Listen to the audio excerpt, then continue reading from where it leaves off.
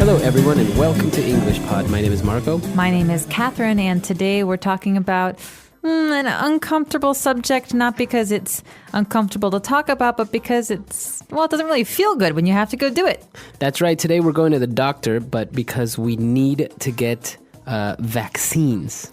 All right, so vaccines, these are, let's listen out during the dialogue and maybe you can guess what this word means. When we come back, we'll be defining it for you, talking about different kinds of vaccines.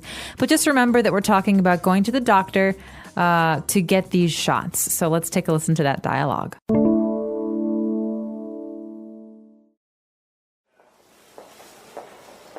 Hello, Mrs. Parker. How have you been? Hello, Dr. Peters. Just fine, thank you. Ricky and I are here for his vaccines. Very well. Let's see. According to his vaccination record, Ricky has received his polio, tetanus, and hepatitis B shots. He is 14 months old, so he is due for hepatitis A, chickenpox, and measles shots. What about rubella and mumps? Well, I can only give him these for now, and after a couple of weeks, I can administer the rest. Okay, great. Doctor, I think I also may need a tetanus booster. Last time I got it was maybe 15 years ago. We'll check our records, and I'll have the nurse administer the booster as well. Now, please hold Ricky's arm tight. This may sting a little. All right, we're back. So now let's take a look at all of these words. They're a little bit difficult, but we'll try to define them on Language Takeaway. Language takeaway. So Marco, first off, what is a vaccine? So a vaccine, we can say, is a type of medicine. But it's basically an injection or medicine where you're helping a person defend him or herself against a specific type of disease. Okay, so vaccination is medicine you receive before you're sick so that in the future you won't get sick with that disease. That's right. So that's a vaccine. There are many, many different types of vaccines. And of course, when you do get them, you need to keep track of them via a vaccination record. So a record is basically a list or a document that shows what has been done. And this is very important when you go to the doctor to have a record of the things that you have received, the vaccines you've received. So, for example, if I have a baby and I want the baby to have vaccinations, we'd have to keep a record of all of his vaccinations. That's right. So we are, obviously, we get different vaccines at different stages in our life. Let's talk about some of the ones that we're taking a look at today. So, for example, we have a tetanus vaccine or a tetanus shot. All right, the tetanus shot is very famous because it's maybe the most painful. It really makes you sore for a little while. And most people get the tetanus shot when they're very young. This prevents you from getting the disease tetanus. And tetanus is something you can get from animals or from dirty nails, dirty metal, anything that pokes out at you. And so you get the tetanus shot, but then after your tetanus shot, every 5 or 10 years, you need to get a booster shot. So there's the tetanus shot and there's the tetanus booster. So when we talk about a booster, when we're talking about vaccines, is basically you are reinforcing it, you are making it stronger because obviously over time it becomes weak. The medicine won't last forever, so you need to get a booster to make sure that you are still protected. Basically, it's an update. That's right. So we have tetanus and tetanus booster, but we have another kind of vaccine. The disease here is called hepatitis. That's right. So we're taking a look at hepatitis B and hepatitis A. So they're different types of hepatitis. That's right. So both kinds of hepatitis you can catch from other people, although hepatitis A, I believe, you can catch from saliva or contact, whereas hepatitis B you catch from other people's blood or if you have a relationship with someone. So hepatitis A and B are different. Hepatitis B affects your liver. And so there's different kinds of severity here. Now, hepatitis A and B, there are vaccinations for. You can get those shots, and it's very important if you're traveling to places that require them so that you don't get sick. Okay. So, these different types of hepatitis, they are dangerous, right? And they could be fatal. But another one that's very, very common, especially with young kids, we have chicken pox. Chicken pox. Now, it's kind of a funny name. Chicken pox, P-O-X. But it's also, like you say, very common. So basically, the symptoms are what? You get these red bumps all over your body, and they itch. Yeah. You want to scratch and scratch and scratch. And so I remember when I had this, I was a little kid. My mom said, don't scratch, because if you scratch, it will leave a mark. Right, it leaves a scar. So yeah, chicken pox, you get these little rashes all over your body. They're very itchy, but they will go away with time. Now, it's usually, I've heard that it's recommended that people get it. Actually, you should get it when you're young, because it's more dangerous if you get it as an adult. That's right. It's very painful as an adult. So basically, chicken pox, they say if you get it once, you can't get it again. Right, you'll never get it again. But if you get it as an adult, it's shingles. It's very painful. Okay, very good. So we've taken a look at a lot of vocab here. Why don't we now jump to another section? Let's continue talking about these different types of vaccines. Let's go to language takeaway part 2. All right, so we have this special category of vaccinations. They usually go together. We have mumps, measles, and rubella, or there's a special acronym. MMR, mumps, measles, rubella. Okay, so you basically get like a little combo. You usually get all 3 of them at one go. So what are these measles? All right, measles. Well, measles is a virus. He's got the measles. You often read books from like the 19th century where everyone gets the measles when they're a child. But measles is basically a virus, but it's kind of like the chickenpox because you get a rash on your skin. And is it fatal? Like, can you die from the measles? I think in the old days you could, but these days it's pretty easy to take care of. And what about mumps? Now, mumps, I'm not too sure about this, but I've heard that mumps is like a swelling in the space between your jaw and your ear. So you know where your ear kind of comes down to your jaw. That part of your head starts to swell and is very uncomfortable. Right, and it could cause like the consequences could be fatal, right? That's right. And what about rubella? Rubella is another kind of rash, and from my reading, I saw that rubella is not very dangerous for most people, but it is very dangerous for pregnant women. So most pregnant women are tested for rubella or the rubella vaccine, and they're told to get the vaccine before they're pregnant so that they don't get this disease and harm their baby, because they can have a miscarriage if they get rubella while they're pregnant. Right. Okay, so pretty much you want to get all these vaccines to make sure that you don't get sick in the future. Now, when we were talking about getting the vaccines, the doctor said, he didn't say you're going to get the vaccines or I'm going to give you a vaccine. He said, I'll have the nurse administer the vaccine or administer the booster. That's right. So the verb here that we use with vaccine is to administer. And this is something that the nurse does or the doctor does.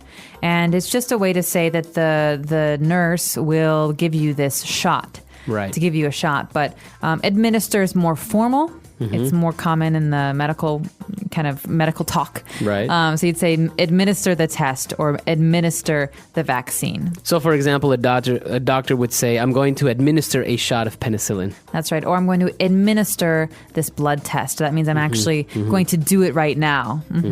Now, obviously, these vaccines, some of them you can take as a little pill. Some of them you can take as drops, like, it's very painless. But some of them you have to get a shot, and sometimes they do hurt. And we saw in the dialogue that the doctor said this may sting a little. Doctors always say this before they give you a shot. This may sting a little. Now, sting is a verb that means to hurt. But it's not like I hit you in the face, boom, right, and it stings. No, a sting is like a kind of a very kind of light hurt. It's like a pinch. It it's stings. Like a small, sharp pain. Small, sharp pain. That's a good way to describe it. So oftentimes we talk about bees, bees that fly around. They sting you. Right. So it's a small, sharp pain. Right. Okay, very good. So let's listen to the dialogue again. Let's keep a lookout for how we pronounce all of these words, and we'll be back in a bit.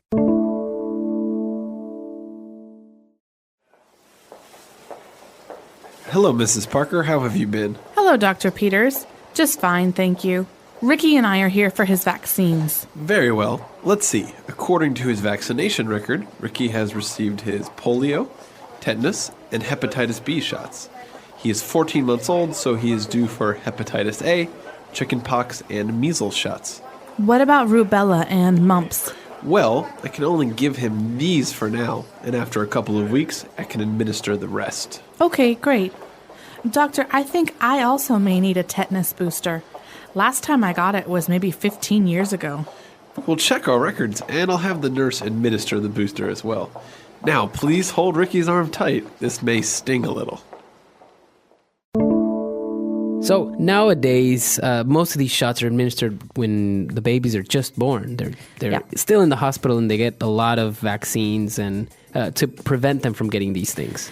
That's right. And I remember when I was a kid, we didn't even have a vaccine for chickenpox. So these days there are more and more. The oldest, I think, is the polio vaccine, the one that we hear the most about, because it was a very serious disease that affected a lot of people up until the 1940s and 50s, I believe. Yeah. So it's important really to read about these things and to educate yourself so that you know what you should get yourself and your kids. That's exactly right, because it's very important. Most of these diseases or most of these viruses have been eradicated because more and more people have had access to vaccines. Like, for example, polio. It's very rare, you would say, to actually get it nowadays because there's a vaccine, but it's very, very important, I think. But some people get a little bit too nervous. Like, for example, whenever they travel to a tropical country, they're always afraid of yellow fever, so they get yellow fever shots. But I've never really seen anyone get yellow fever because you go to, like, Thailand for a week. A friend of mine went to Thailand and got dengue fever. Really? So there's no vaccination for this, but it is a very painful disease you can get in tropical places. So I think the moral is talk to your doctor, see what he or she suggests, because they will understand maybe better than you will. Right. And then, just follow their advice for different places that you're traveling to. That's right. So that's all the time we have for today. But if you guys have any questions or doubts, you could always visit us at our website, Englishpod.com, and we'll be there to answer it. Bye, everyone. Bye.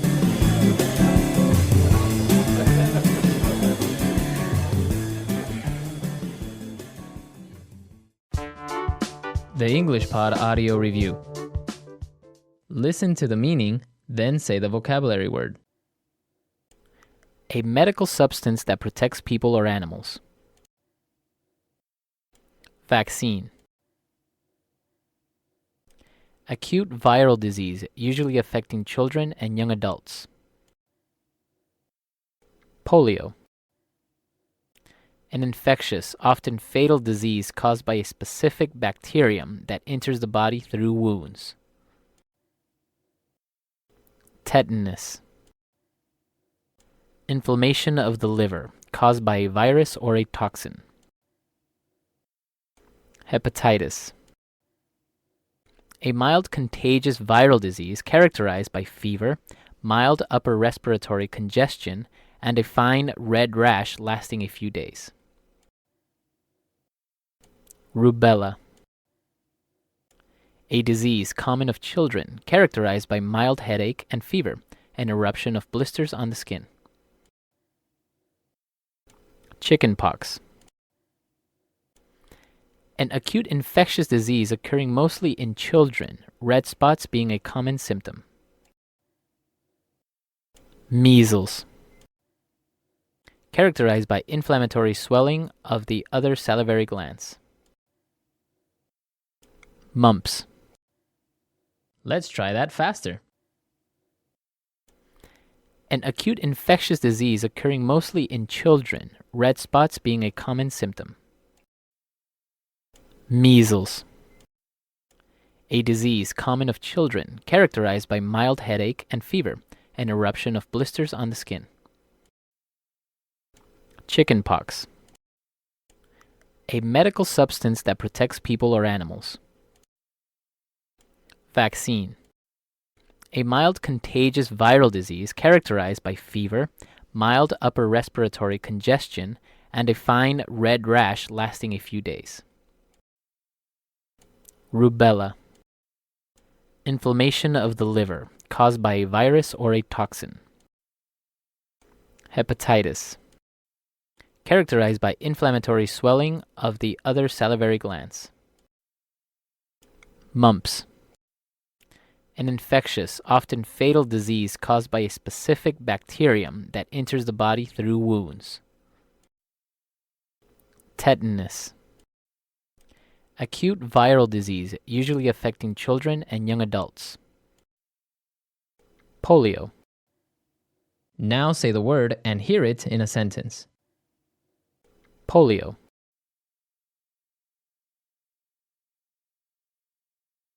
Polio was basically eliminated early in the 20th century. Polio. Jonas Salk created the first polio vaccine. Polio. If untreated, polio can cause paralysis. Chickenpox.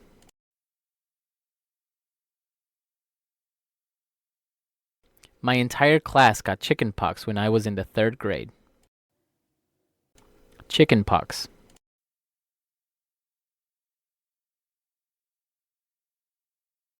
Chickenpox is not a fatal disease, but it is very irritating. Chickenpox.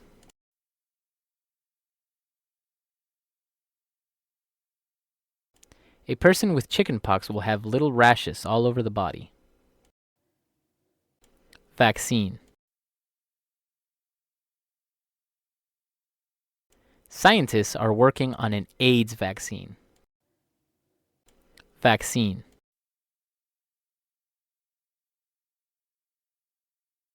There are many vaccines for pets such as dogs or cats.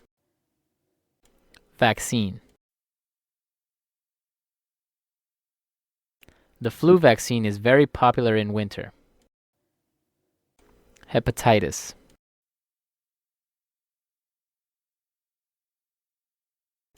The doctor will administer a small dose of heroin to ease the pain. Hepatitis. Only doctors can administer certain types of drugs. Hepatitis.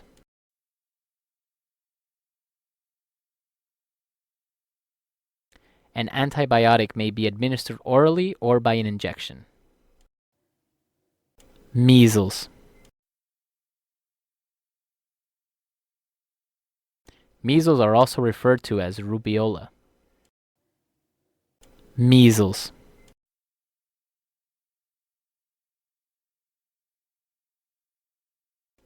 People that have measles will have a fever, runny nose, cough, and red eyes. Measles.